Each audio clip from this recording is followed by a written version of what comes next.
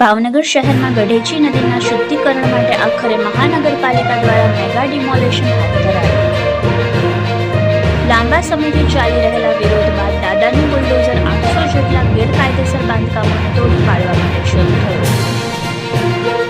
બોર તળાવ વિસ્તારથી કુંભારવાડા સુધી 4 કિલોમીટરના એરિયામાં નદી કાંઠા વિસ્તારમાં આવેલ ગેરકાયદેસર દબાણોને દૂર કરવા માટે કામગીરી શરૂ થઈ છે।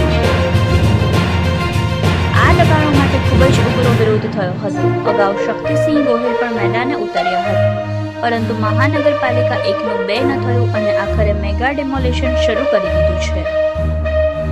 પોલીસના ચુસ્ત બંદોબસ્ત વચ્ચે આ ડેમોલેશન હાથ ધરાયું। એક તરફ બુલડોઝર ચાલી રહ્યું છે અને બીજી તરફ સ્થાનિક લોકો પોતાનો સામાન બહાર કાઢીને નીકળી રહ્યા છે। Reporter Shailesh Raval, Yashvi Gujarat news, Bhavnagar.